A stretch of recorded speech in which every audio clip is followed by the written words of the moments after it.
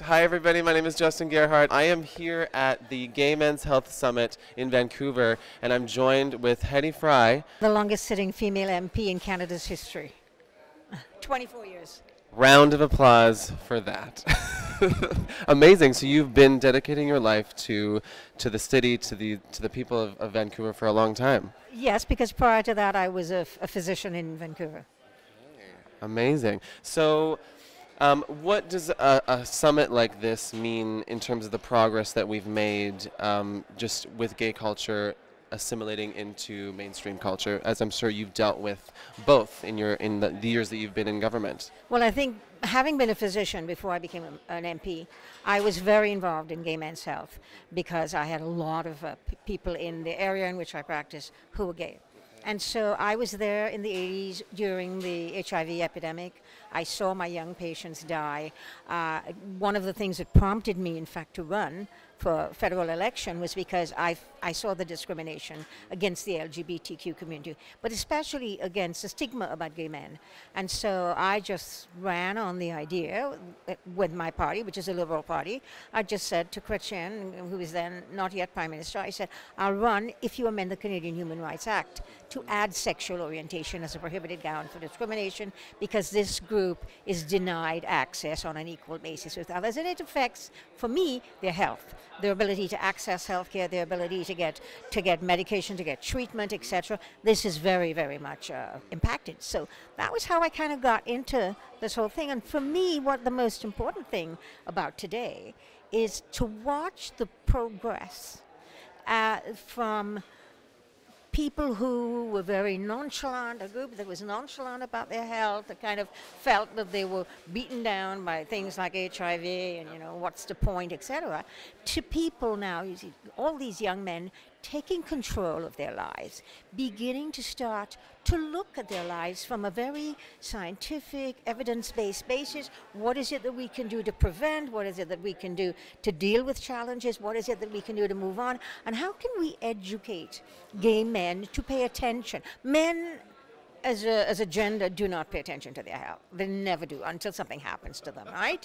But gay men were sort of even worse. And now to watch them moving forward in a very real way, to take control of their lives, to look at the evidence-based information, to be able to influence their health in a positive manner is extraordinary. I'm thrilled to see it happen. Yeah. So how do you feel about the way the current government is dealing with gay men's health and that conversation? I mean, you are clearly this fire behind that, and thank you for being that, because we do need our allies to be speaking up for us in the government and in the larger mainstream community. So are you satisfied with the way the Liberal has approached me as somebody who loves Justin Trudeau himself?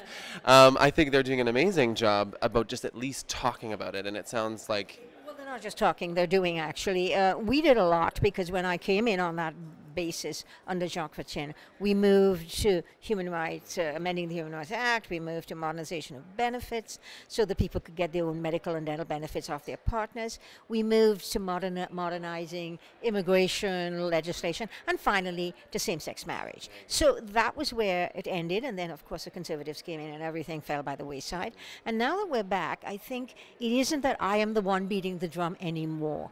I have a whole group of MPs surrounding me in the Liberal Party of Canada who don't have to be convinced. They know they're meeting. We have a lot of gay men in our caucus who are pushing that envelope too. And Justin himself has always been there. When we were in opposition, he and I co-chaired a sort of LGBTQ little caucus committee where we met with people who were listening. So when he came in, the political will was there to move forward and do something, and not just rhetoric, but to actually put teeth in healthcare, in social services, giving an apology for, as he said in June, giving an apology to all the people in the armed forces who were kicked out of the armed forces because of their sexual orientation. So he's putting in some teeth in it now. There's concrete movement ahead, and we're looking at all the areas, the justice system for trans women, for trans persons, sorry, in prison, where you tended to take a trans person and put them into the wrong place, and all of that. And you know, there is a real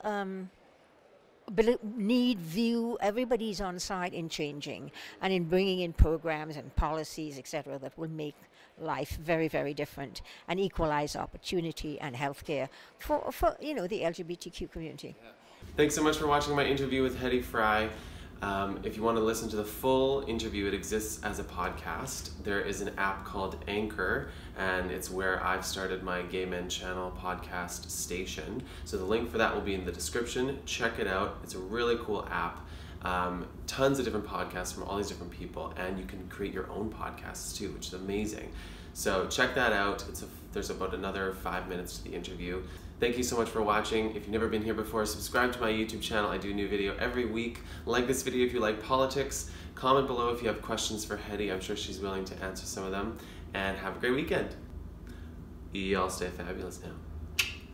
I come every year, so it's a great conference to get to interact with people that are doing work in the area. And myself, I'm a researcher. I do research on mental health of gay, bisexual men, but also of all sexual minorities. And I came here and I presented my work.